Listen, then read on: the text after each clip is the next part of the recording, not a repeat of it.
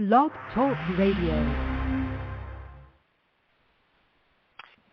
Welcome to another edition of American Focus. This is your host, Saeed Sabor. I'm also being joined by Ron of Freeworld Filmworks and FreeworldAlliance.com. On this episode of American Focus, we have a very special guest. Before I introduce our guest, I'd just like to give some background about the whole Israel-Palestine conflict. One thing that has to be considered, that not all Zionists are Jews and not all Jews are Zionists. Unfortunately, yes, because of America's lopsided foreign policy, the Zionist criminal state of Israel has gotten billions of illegal dollars, money that they have used to usurp the rights of the Palestinians and oppress them as well. But also has to be kept in mind that there have been many courageous voices, even among Jews who do not identify at all as Zionists. We mentioned them before, like the late Benjamin Freedman. There was also the late Dr. Alfred M. Lilenthal, who wrote the book, What Price Israel? In that book, Dr. Lilenthal, chapter by chapter, dismantles the whole myth of the Zionist state of Israel, exposing its lies and blatant hypocrisies, its doctrine of ethnic superiority over all non-Jewish inhabitants of Israel.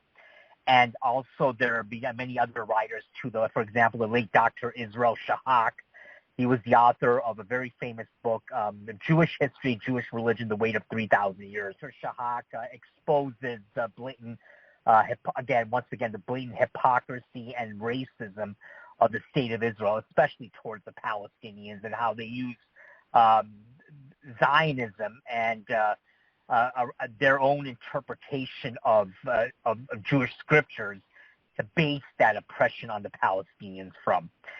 And our special guest is Rabbi Dovid Weiss. He's the head of a group called Neturei Karta. It actually means Guardians of the City. It's an organization of Haredi Jews who are adamantly opposed to the very existence of the state of Israel. They've campaigned all across the United States and all over the world, basically, showing their support for the Palestinian cause. Rabbi Weiss also went to Iran many, many years ago doing a Holocaust revisionist conference where he met with the then president of Iran, Mahmoud Ahmadinejad.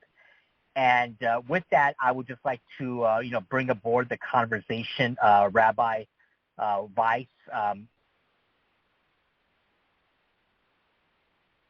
Hello, Rabbi Weiss? Okay, Rabbi. Go ahead, say he's on. Yeah, so Rabbi Weiss, I was, in the beginning, I was giving an introduction on this segment of American Focus, basically about the fact that, not all Jews support the Zionist state of Israel, and you're one among many courageous Jewish voices. I mentioned the late Dr. Israel Shahak, the late Dr. Alfred M. Lilenthal, and many other prominent Jewish writers and critics of the state of Israel. There was also another one that we mentioned many times on previous shows. His name was Benjamin Beit Halakmi. He was a professor in Tel Aviv, I forgot, in psychology, and he wrote a book called Who Israel Arms and Why. And he was also a very fervent critic, a courageous voice in the Jewish community who opposed Israel's oppression of the Palestinians. And also, I mentioned the work that your organization does, but also before I let you talk, I wanted to mention to everybody listening to American Focus that not only are some of the biggest critics of Israel Jews themselves, but it's interesting that some of the biggest supporters of Israel, although there are Jewish supporters of Israel, there are also many non-Jewish Gentile supporters of the state of Israel who also are complicit in the propaganda of Zionism. So if you would like to, come aboard and introduce yourself, that would be great. Yeah, okay, so first, with the help of the Almighty, I pray to the Almighty to bestow upon me His truth, His wisdom, and that I may be worthy of conveying His message. And so, inshallah, sanctify His name and bring peace to the world. My name is Rabbi Yisroel Dovid Weiss. of Neturei Karta, Jews United Against Zionism. And this is the voice of the Jewish people around the world who stand fast in our Judaism, in the Torah, our covenant that we've accepted on Mount Sinai 3,000 years ago. It's not to be changed. It was given to us by God, and we remain true to that covenant, and therefore we oppose Zionism. Now, these Jewish people around the world are the voice of the Jews who are standing together with the covenant around the world. You will find invariably, no matter where the community may be, whether it will be in South America and Argentina, whether it is in New York or in Jerusalem and Al-Quds, you will find the same ideology throughout the world, that we are upholding the covenant, keeping the Ten Commandments, and we are opposing the concept of a so-called Jewish entity, a so-called Jewish sovereignty, a concept of a state, a Jewish state, whether it would be any part of the world, and in regard to the state of Israel, we oppose its existence, the mere existence of this state, because it flies in the face of our Torah, of this covenant that we made with God. And I will attempt, with God's help, to explain that. It may be really shocking to many people. It's surprising how that could be, that the state of Israel, which professes to be the core and the essence of the Jewish people, should be so directly contrasting to what we call Judaism, and that we should stand with such a strong opinion that it is unacceptable. But this is really a logical concept, and it's very understandable, and with just, if you'll give me a few minutes, and with God's help, I'll be able to hopefully explain this. Our covenant with God, it was made 3,000 years ago on Mount Sinai, where Moshe Rabbeinu went up to God and took the Torah from God, and we made a covenant to uphold the Torah of the Jewish people and all the laws that are in the Torah. God commanded us, as one of the issues, that we should go up to the Holy Land, and we should serve Him there. We call it the Holy Land, as it was given to us, as it was explained to us by God, and this was a requirement of the Torah. At the same time, the Almighty explained that it is holy, it is a very high level of holiness, and therefore God stipulated with the Jewish people that we have to be on a very high level of holiness, and if not, then unfortunately, then we will be, the land will reject us. And so this is actually what happened. When the Almighty took us out of Egypt, the Jews then went, made this covenant with God, they went into the Holy Land, and then around 1,000 years after that, as was warned and explained and told many times in the words of the prophets of Isaiah, Ezekiel, and all the prophets, Jeremiah, we were sent into exile through the destruction of the temple by the Romans, the Greeks.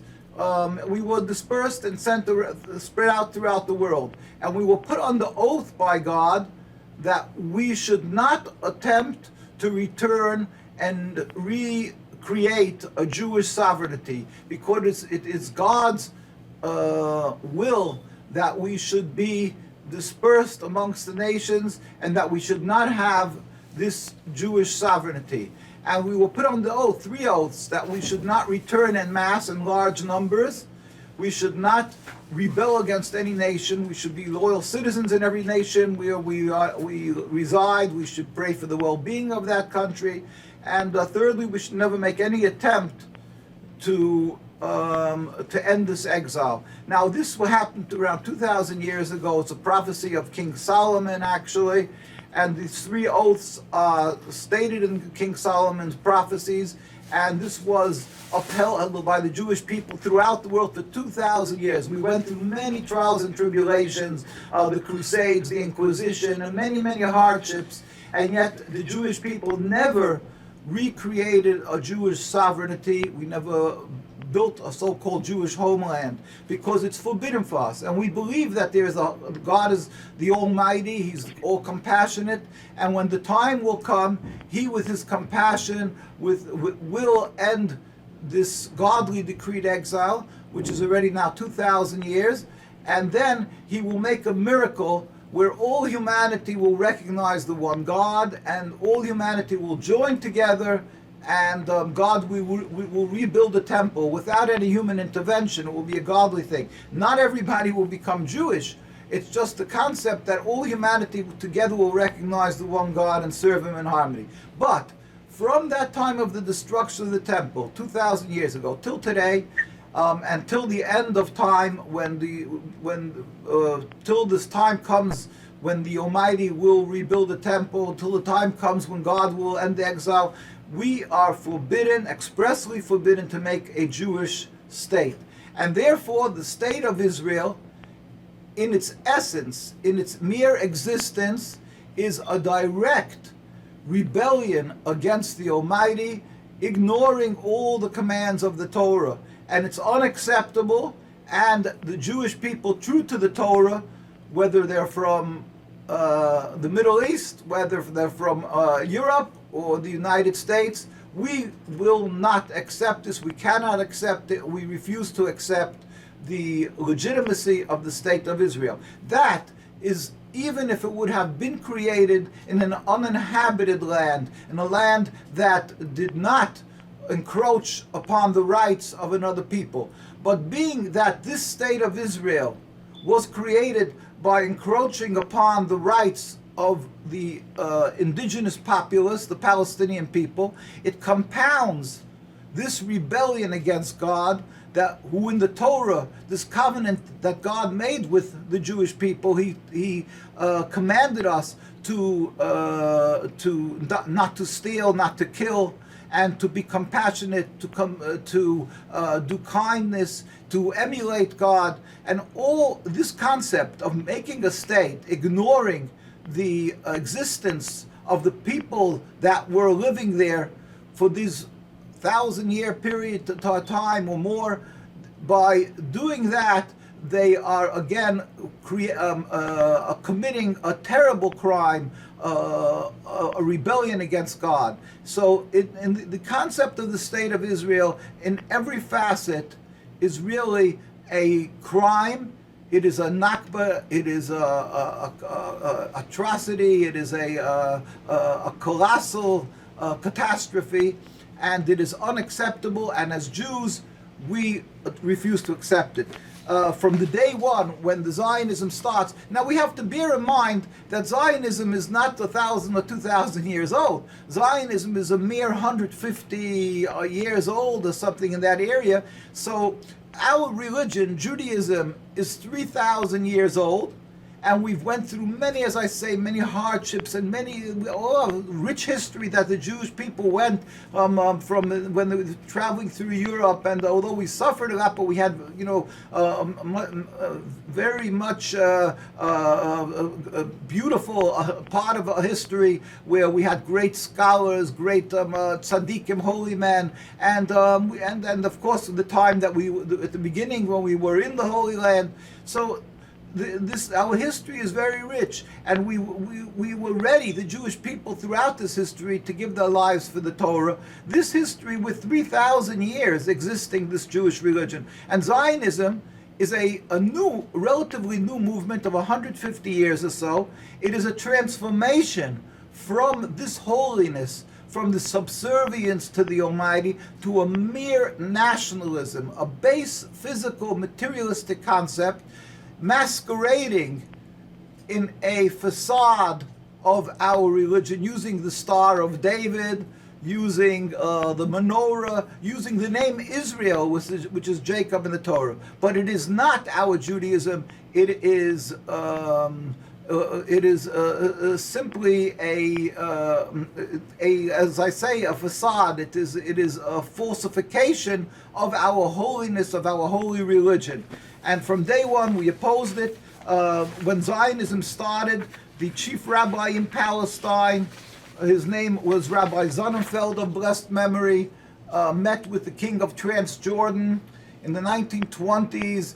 This was after it started, but when Zionism started to build their communities in the Holy Land, not yet a state, but so Rabbi Sonnenfeld was at that time the chief rabbi of the Jewish community in the Holy Land, and he recognized this terrible threat to both the Jews and the non-Jews, and he met with the king of Transjordan. He wrote letters in Arabic into the Arab newspapers at the time, and it's a lot of it we have, and a lot of it can be seen on our site nkusa.org, www.nkusa, or you can find our many of the letters. And it's to be found. He wrote and kept on writing and telling the populace, the indigenous populace, that it has nothing to do with our Jewish community, and we refuse to accept it, and we want to be loyal citizens to whether it was the Turkish rule at the time, the Ottoman Empire, and to the King of Transjordan, and so forth. Later, in 1947, was when the United Nations was about to ratify a state of Israel, a Jewish state. At that time, Rabbi Sonnenfeld had passed away already, of blessed memory, and the one who was the chief rabbi at the time was Rabbi Dushinsky. Rabbi Dushinsky, the pictures, forgive me, they're not so clear, was also, he took over, he was a very great and holy man, and he pleaded with the United Nations. He met with the delegation of the United Nations that came to Palestine, and this is in the United Nations records, and he stated, I'm just quoting one sentence of this is from the United Nations records, in the declaration in July 16, 1947, he said, "We furthermore wish to express our definite opposition to a Jewish state in any part of Palestine." Again, we furthermore wish to express our definite opposition to a Jewish state in any part of Palestine. And this was regardless of what the indigenous people, the Palestinians, the Christians, the Muslims would say. We don't want it. That's all. He said, it has nothing to do with us as Jews. And they demonstrated. They stood on the streets and they demonstrated. Now, this chief rabbi in the rabbinate that we had and still have, that still exists in the Holy Land, in Al-Quds, in Jerusalem, that represents the Jewish community over there. This has nothing to do with the Israeli rabbinate and their chief rabbi that traipses around the world and declares themselves to be representative of the Jewish people. What they have is, again, window dressing, a farce, a false representation of Judaism, a false representation of both the Torah, of the religion Judaism, of the Jewish people. Yet, in the world doesn't even seem to know that there exists this rich Jewish community around the world, rich in spirituality, and in both in Jerusalem and around the world, that doesn't recognize the Israeli rabbinate, doesn't recognize their legitimacy, and that their rabbinate by us is a mere joke. It's a crime. So we have that. In fact, the demonstrations go on constantly.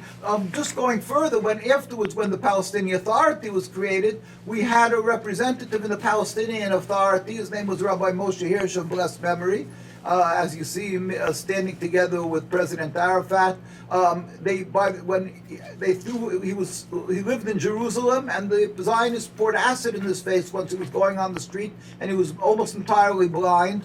That's just a small, sad part of the history. But we have hundreds of thousands of Jews demonstrating in the streets of Jerusalem, in the United States, in Washington, D.C., and constantly we go out and we demonstrate. These are representation of the Jewish people true to the Torah from around the world. This goes on constantly. And when they demonstrate in the Holy Land, again, I wish I would be able to show you the pictures, but you can go to nkusa.org. You will see how Jews are brutally beaten. They're attacked, viciously attacked. They're beaten, and through the sad history of Zionism, many of our holy rabbis were assassinated, were murdered by the Zionists when they were standing and demonstrating. They were beaten to death. Sometimes they were arrested, and in other ways they were just murdered. They were shot in the streets, assassinated cold-bloodedly. And this was our sad history. In fact, even before the State of Israel, and let's say, for instance, in 1924, we had a very famous diplomat, distinguished scholar. His name was Dr. Dahan, and he was a whole long story. He came from Denmark. He was very close with the King of Denmark. In fact, there's a statue of him in Denmark. And the King of Denmark, he was also a poet. Anyway, he was a very famous person, Dr. Yisroel Dahan, Yaakov Yisroel Dahan. And he decided to become religious. He thought that meant to become a Zionist, and he traveled in the 1920s. He went to Palestine. The King of Denmark even escorted him to the port.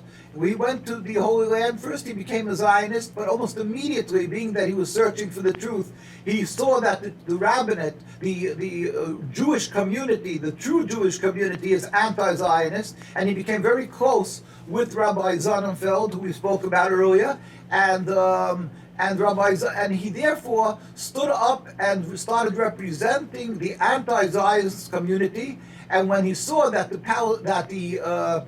British were ready to back and create a Zionist state, he said that he is going to go to Parliament and he's going to extricate the Jewish community from under the claws of the Zionist movement. And the Zionists told him that he should cease and desist, if not they will kill him. And they cold-bloodedly assassinated him in 1924 in front of Shaarei Tzedek Hospital in the streets of Jerusalem, openly one morning. And that's just the beginning of history. As I say, since then, Jews have been murdered. Still in all, we go out, we demonstrate, sometimes in the thousands, and tens and hundreds of times in smaller numbers. We're constantly demonstrating, whether it is in the streets of Jerusalem or whether it is in the streets of New York. Thank God in New York and in England and other places we have the protection of our governments.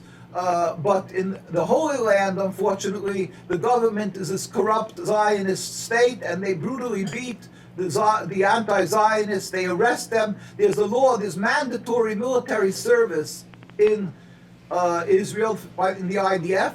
So every boy and girl from our communities who turns 17 becomes automatically a criminal at the age of 17, because we refuse, our youth refuses to serve in the IDF.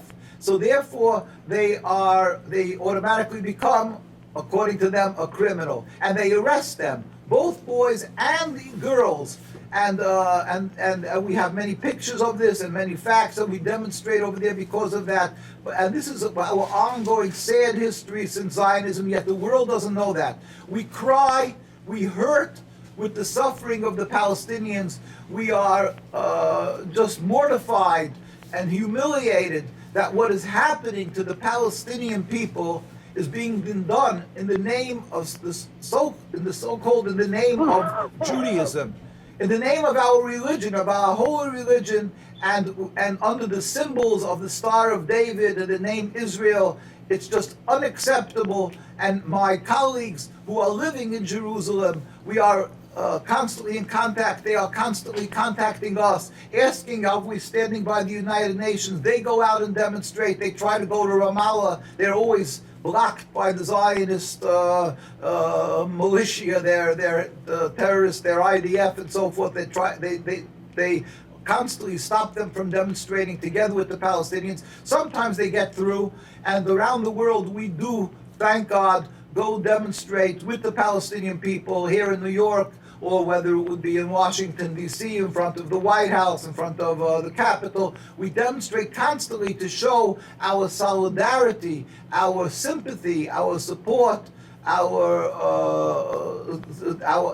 hurt, how we cry and hurt and feel with the Palestinian people, and that we do not accept the occupation, not only in the what people call in the over the Green Line or something, in the entire occupied Palestine. We do not accept this. It's unacceptable to Zionist state of Israel. It is not legitimate according to the Torah, and we will continually stand in opposition, and we pray constantly as God with his compassion should bring a speedy and peaceful dismantlement of this illegal Zionist state of Israel. And that's the long and short, I would say, of our position about the Zionist state. Is, of course, so much more to speak about. There's so much more to speak about how Jews, we teach our children about the history of how Jews lived amongst Arab and Muslim people throughout these hundreds of years, how grateful we are for when Jews went through the Inquisition and the Crusades, and so many more times through history, how the Arab and Muslim people embraced us and gave us a home and a safe haven, and we were able to coexist, and that this conflict that there is today has nothing to do with a difference of religion. There's nothing to do with that. This is not a religious conflict, and it has nothing to do with the difference because there's distinctly Muslim people and distinctly religious Jewish people, and that is not the cause of this rift, of this terrible Nakba.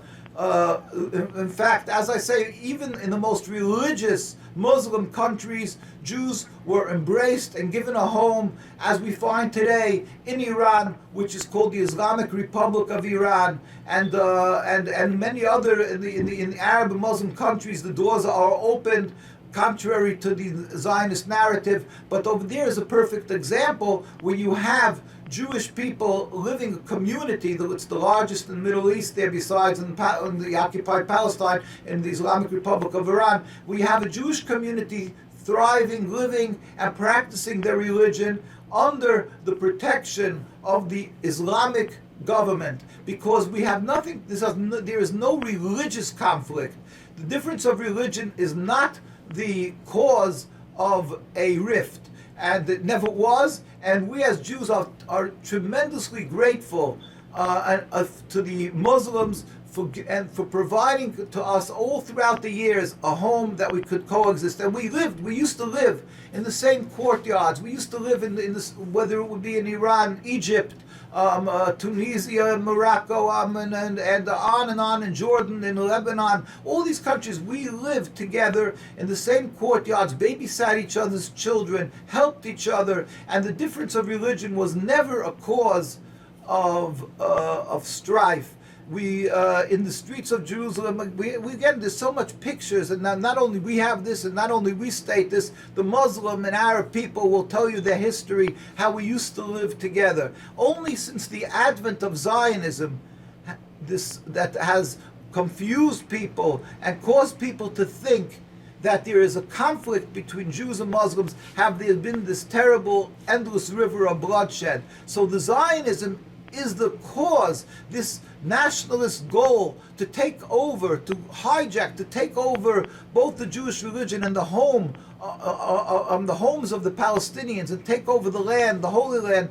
This is the cause of the rift. Now, we're not condoning violence, but we're stating that the root cause of all this suffering, of this terrible divide between the Jewish people and Muslims is squarely because of Zionism, because of their movement, because of their ideology, because of their creation of the state of Israel. And if we would remove this relatively new concept of Zionism, which is a mere 100-odd years, then we could return to the old, as how history attests, that we lived in peace and harmony, and we would be able to once again live in peace and harmony.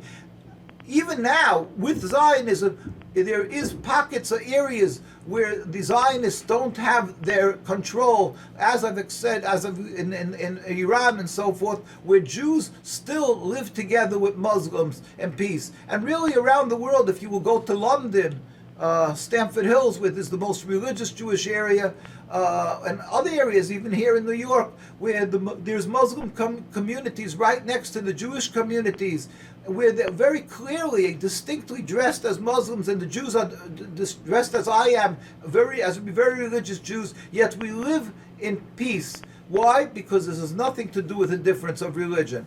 We want the world to know that, and that we teach our children that we don't have a conflict of religion. And again, if the problem is Zionism, God should help, the world should recognize this, to distinguish between Judaism, the religion, and Zionism, this political movement. And if it would be clearly distinguished between the two and separated, then people would understand that we simply have to remove and end, God help peacefully, this movement of Zionism, and we could again have peace throughout the world. Yeah, exactly. Rabbi Weiss, I mean, that's what people need to understand. Because, the thing about it is, I wanted to mention also, when you talk about Zionism and its oppression, even its oppression of Jews, we talked about this a little bit before, that the fact that, the Nazis during the Second World War, many top Zionist leaders collaborated openly with the Nazis to kill other Jews, because both the Nazis and the Zionists had the same aim of removing Jews from Europe and resettling them somewhere else. Yes. We, in fact, there's a lot of that is again a history that the world simply doesn't know.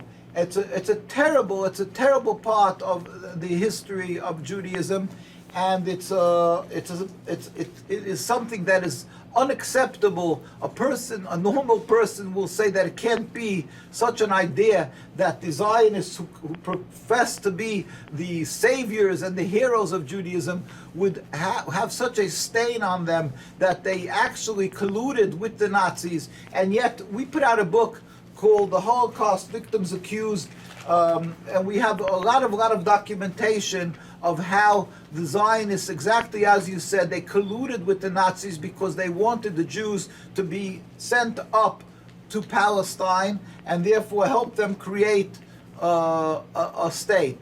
Again, the rabbis stood in opposition to everything that they did, but they, in fact, but they simply had, as they have today, a very close relationship with the people in what they say the high offices, that were in control. And as Jews, we are people of the book. We are here to study, not to be politicians, and we've never delved into the concept of politics, and that's what we were. Our rabbis taught Torah and taught our youth, to study Torah, not to get involved in politics, while the Zionists sought to ingrate themselves and be connected to the heads of government, and they were therefore able to, to be able to get this collude with the Nazis. Later, they turned it on its head when they saw that their own people were being killed and so forth. And now, I just want to clarify something. It's not all of the Zionists did that. There are many of the leaders who did that. We have the documentation of that. We put out a book. Again, we have the book, the Holocaust Victims Accused, which is full of documentation of this, of their colluding with the Nazis. Unbelievable. The Nazis themselves, by the Nuremberg trials, you had Eichmann's henchman, actually was interviewed by Life magazine. And it's in Life magazine. There was like 3 series of Life magazine where they interviewed him, and he spoke about how he colluded with the Zionists. It's unbelievable. These are facts. There's much more. We have a lot of facts about that.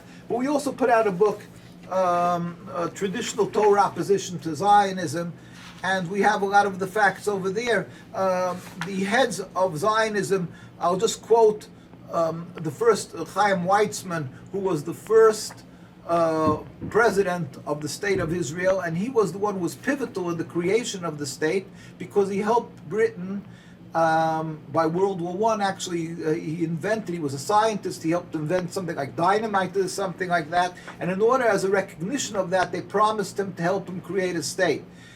Yet later, in the 1930s, he had a meeting when they saw the writing on the wall that the Jews were being slaughtered by the Nazis and that they're God forbid, they're in a terrible, terrible danger. He had a meeting with the heads of the Zionists, and they were very powerful. They had a lot of money, their organizations, and I'm just going to quote what he said. And this was quoted in the Zionist paper called the Jewish Press, October 18th, 2002, and there's many other places that this is quoted. And this is a statement from a meeting of the Zionists of Chaim Weizmann. He said, Palestine cannot absorb the Jews of Europe. We want only the best of Jewish youth to come to us. We want only the educated to enter Palestine for the purpose of increasing its culture. The other Jews will have to stay where they are and face whatever fate awaits them. These millions of Jews are dust on the wheels of history and may have to be blown away. We don't want them pouring into Palestine. We don't want Tel Aviv to become another low-grade ghetto. Now, in other words, they had a meeting. They saw the Jews are in a terrible danger. And yet, he said, we only want the cultured, the ones who are going to be scientists, doctors, lawyers. We don't want the laymen, the plain people of the Jewish populace to come, and especially not the religious. They didn't want these people coming to Palestine because they were afraid that these Jews will oppose Zionism. So they said these millions of Jews are dust on the wheels of history and may have to be blown away. We don't want them pouring into Palestine. We don't want Tel Aviv to become another old great ghetto. Imagine that. They should die. There's the dust on the wheels of it. Would you imagine that this is not said by a Nazi? This is not said by a Gestapo, but this is being said by the leader of the Zionism, the first president of the Zionist state of Israel. It's incomprehensible. And we have many more such quotes. We have Yitzchak Grumbaum, who was the chairperson of the Jewish Agency's Rescue Committee. He said, when they asked me, couldn't you give money out of the UJA, United Jewish Appeals Fund, for the rescue of Jews in Europe? I said no, and I say again no. One should resist this wave which pushes the Zionist activities to secondary importance. In other words, we don't want to spend our money to save Jews. I could go on and on and on. It's just incomprehensible, but these are facts. These are their own documents. These are facts that we have. And I could just say that from day one, Zionism is such a hypocrisy, such a false representation of Judaism. I like to show the picture of the first meeting of the Zionist Congress. If you look at the picture of the declaration, you can Google it. The declaration of David Ben-Gurion reading the Declaration of Independence in 1948 in Independence Hall. Now look at that, Google it, and you'll see the picture of the dais over there. You'll see that not one of them is covering his head. They're all going with bare heads. Imagine making an Islamic state and not saying one imam, one ayatollah, one sheikh. And here you look at this. They're sitting under a Star of David, and all of them standing with their bare heads, sitting with their bare heads. What a hypocrisy of this! They're creating a state of Israel, and then they're claiming that it's God who gave it to them. God wants it, and they're doing God's will, knowing that outside the Jews from the religious communities are outside and demonstrating, and they're bashing their heads in, and they're demonstrating against them. It's unbelievable that the world, unfortunately, doesn't see this and doesn't hear this. How the contrast between what real Judaism is and what the Jewish people want and what this Zionism is. And I'll quote just you have the Theodor Herzl, the father of Zionism, wrote in his own diary, and I'm just going to quote one little passage of his, one of his pearls of wisdom here, and he wrote, the way, page 14 in his diary, the way to solve the problem of anti-Semitism is to speak to the head priest of Vienna, to get an appointment with the Pope to make a mass conversion of all the Jews of Austria to Catholicism. It should be done on a Sunday in the middle of the day with music and pride publicly. We are the last generation that held on to the faith of our forefathers. The conversion will be in St. Stephen's Cathedral. Imagine that. This is his plan, his grand plan to help Jews. He wrote this in his diary. This was he lived in Vienna, and they even named a street after him, a square after him. And he said the way to solve the problem of anti-Semitism is to make a mass conversion of all of the Jews of Austria to Catholicism. We were burnt at the stake. We gave our lives to uphold our religion. And yet he has the audacity to stand and write this in his diary that the solution is to have a mass conversion of all the Jews out of our religion. And this is the leader, this is the picture, David Ben-Gurion and Chaim Weizmann and Theodor Herzl. You have a picture of what Zionism is and what this state of Israel is. And it should never be confused with our religion, Judaism. And what they're doing to the Palestinians could only be done by such a group of inhumane people who have no sensitivity, no respect for God or our religion or the Jewish people. And we are dust on the wheels of history, and that is why what's happening to the Palestinians could be done by them. But we will never accept Rabbi, it. can you give your website again? And also, if you're on YouTube... The website is NKUSA, N as in Nancy, K as in King, USA like the country. So it's www.nkusa.org. On YouTube, it's Neturei Karta. Now, Neturei Karta may be a little complicated for people because it's Aramaic. It means protectors of the city. It was the name given to the Jews, right? Sort of the outside of Zionism. It means the protectors of the city, mean the people who stand up in opposition to Zionism. I'll spell it for you. Neturei is spelled Neturei. Give your space website and Karta, your that is YouTube channel out right now. Karta. Again, Neturei Karta, Neturei space Karta. Again, if you go to nkusa.org, you'll find us. And anti-Zionism, maybe it'll come up also in different ways with anti-Zionism, Jews anti-Zionism. So basically, Rabbi, are there any passages in the Old Testament that talks about when the Jews will return to Israel? There's so many issues that we really should be speaking about, and that is one of the very, very common and popular questions. We don't know. We don't have a time. Just the Almighty told us there will be a time when God, with His compassion, will see it proper, and then He will there will be a miracle where all the world, it says, all the nations will gather together and serve God in harmony. Again, we don't believe in our religion that everybody will become Jewish. We don't require everybody to be Jewish. We believe that God is the master of the universe, and He commanded everybody to believe that God gave Moses the Torah, which in the Torah states that every human being has to keep the 7 commandments of Noah. That is to believe in one God, not to worship idols, not to kill, steal, commit adultery, and to have a court system in every land, and not to eat from an animal while it's still shaking, even if it's dead.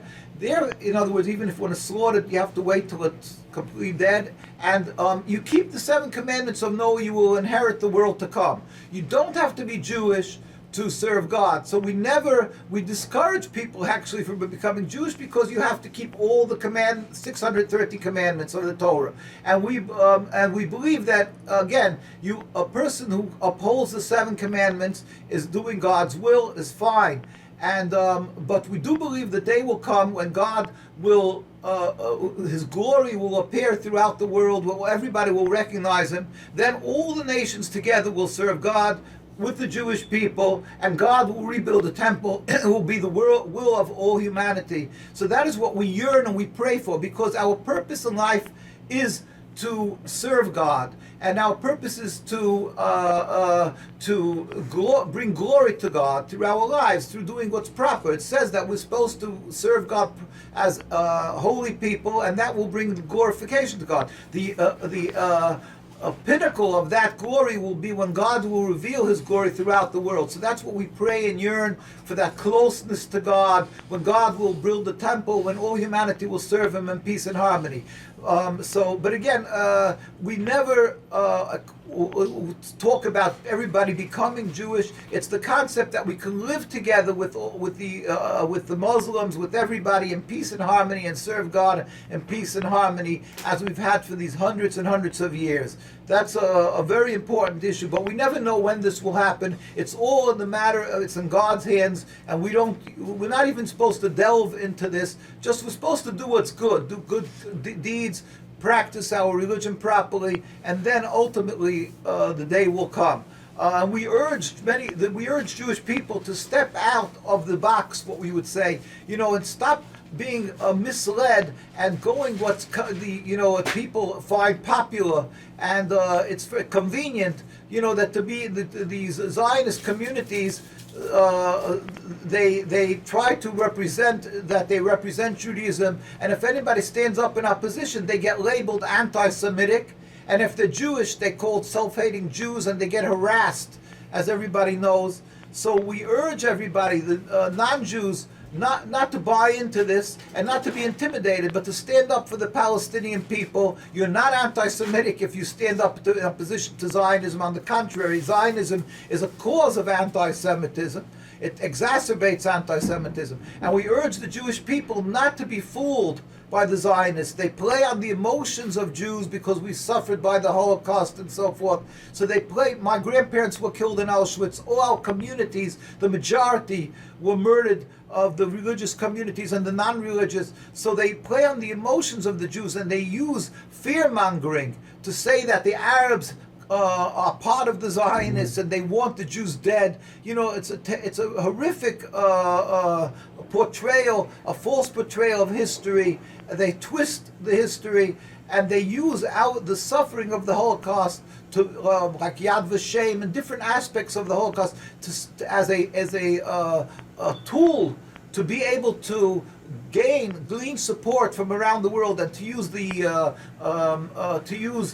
guilt of the people that were silent by the Second World War. They try to use that to gain support for their state. They say you didn't help the Jews then, now you should help us now. And they use this, unfortunately, so they use the death of my grandparents, of the many Jewish people who were anti-Zionists, and the suffering of the Jews as a whole. They use that to gain support for their state. So we urge both the non-Jews and the Jewish people, don't fall prey to the Zionist propaganda. If they're using emotions, but not Jewish religion. They're using the emotions of the people of fear and that God forbid it should replay, God forbid, the Holocaust. They use all different types of methods to gain support, but it has nothing to do with true Judaism. You should rather, if you're a Jew and you're looking for the truth, go to invariably the very religious communities around the world, stand as one. As if you will come to New York, for instance, right across from Manhattan, you cross the Williamsburg Bridge, right across from Manhattan. The largest concentration of religious Jews live over there, and outside of Jerusalem, the largest concentration. There's not one Israeli flag.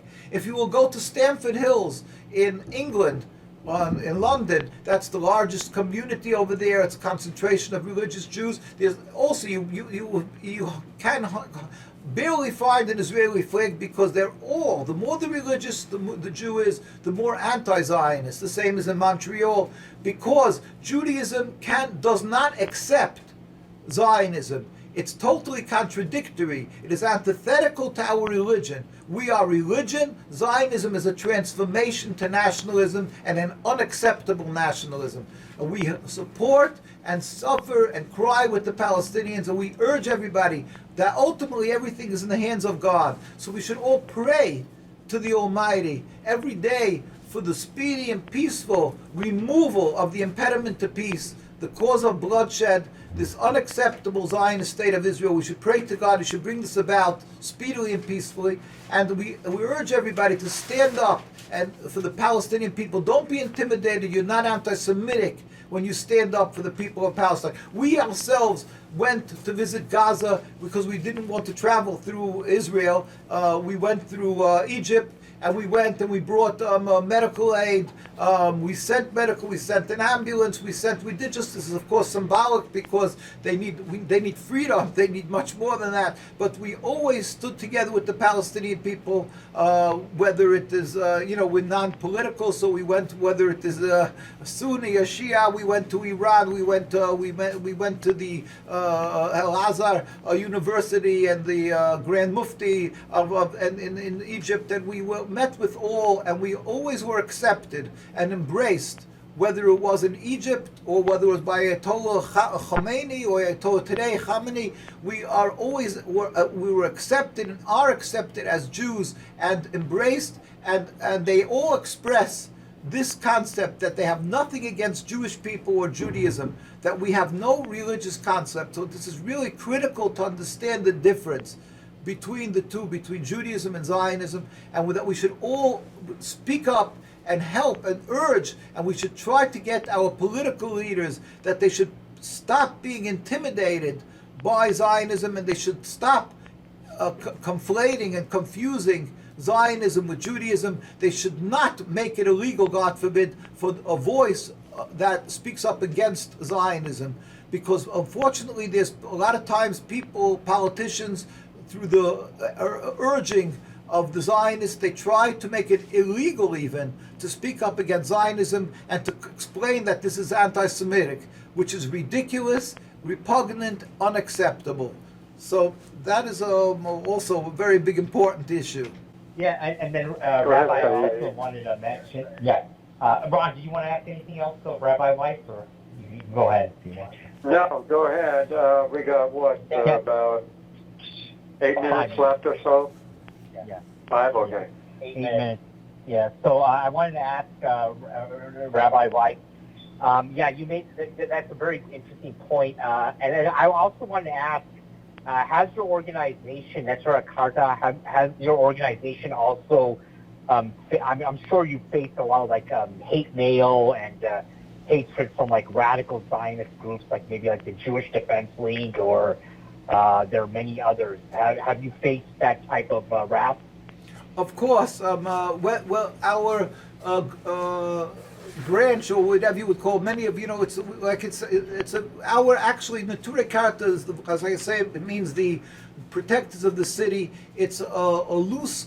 It's not a card-carrying group. It means the ones who are very vocal against Zionism, although there are many groups and many voices against Zionism in the religious communities, Neturei Karta is one of the very vociferous, very vocal. And so both us and the other great voices against Zionism, for instance, the chief rabbi of Palestine, Rabbi Teitelbaum of blessed memory, was in the 1960s, 1970s, and he moved away from Palestine with the title as chief rabbi of Palestine, moved to New York, and they tried to assassinate him. The Zionists tried to, and our communities have a history of being attacked physically, and many other ways. They threaten us, threaten our lives. They invariably, after demonstrations, they would come there. They would come by the demonstrations, unabashedly take pictures, video pictures, and then they would, if they would find people who joined the demonstration, if they have any way of harassing them, they will do that. For instance, if they recognize somebody who works in a business that they can affect, or works in for instance, in a store, they will go to the owner of the store and say, if you're going to keep this person in your business, we won't be able to do business with you, or they'll go to people who advertise by them and so forth. They look for ways to threaten and to harm people who speak up against Zionism, and they're to a certain degree they're successful, because we have thousands who demonstrate. There would be constantly tens of thousands demonstrating if it wouldn't be for the fear of the repercussions of when you speak up against Zionism. There's the physical attacks, and that they attack people's families. And as I say, then people lose their jobs. After every demonstration, people lose their jobs because they see to harass the businesses that they're associated with, the ones who speak up against Zionism. So our voice is silenced. Who's talking about the newspapers? There are many newspapers there and news outlets that are owned by Zionists, and even the ones that aren't. What they do is they threaten them. They have a camera. It's called organization. They have other names of organizations that they watch, and they threaten newspapers and news outlets that if they'll report on anti-Zionist activity, or they are too sympathetic to the Palestinian cause, then they'll seek to shut them down, and they really threaten them. So the papers decide, and the news outlets, that it's not worth the hassle, and a lot of times they simply do not report on our activities and many of the other activities that we do.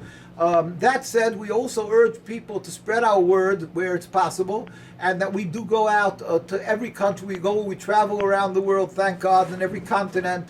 We've been around, we've gone to, whether it is Africa or South Africa or Asia, or wherever it is. We've been in Indonesia and Malaysia. We've been all over, thank God. We speak in universities. It's our godly requirement to let the world hear that Zionism is not Judaism, and they're falsely using our religion, and that we stand in solidarity with the Palestinians, and our religion stands in opposition to the Zionist state of Israel.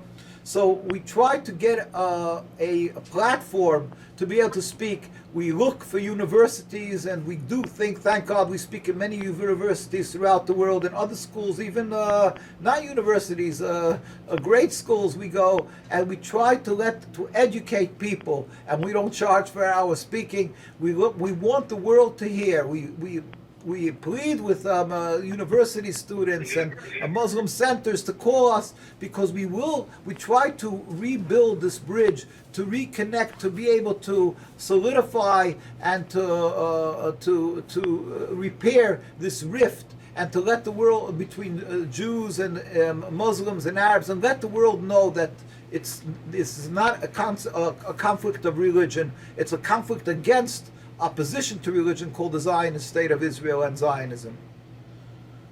Yeah, and just to close out, Rabbi, could you give our listeners your webpage again, and where they can get material about your organization and everything? Yes, with God's help, our organization is Neturei Karta International, and it's the website is nkusa.org. N as in Nancy, nkusa.org.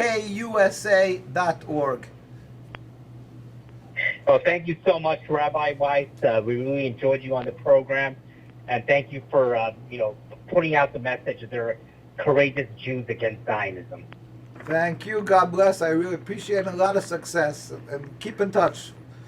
Feel free to call us anytime. Amen. Absolutely. Yeah. Absolutely. Thank you.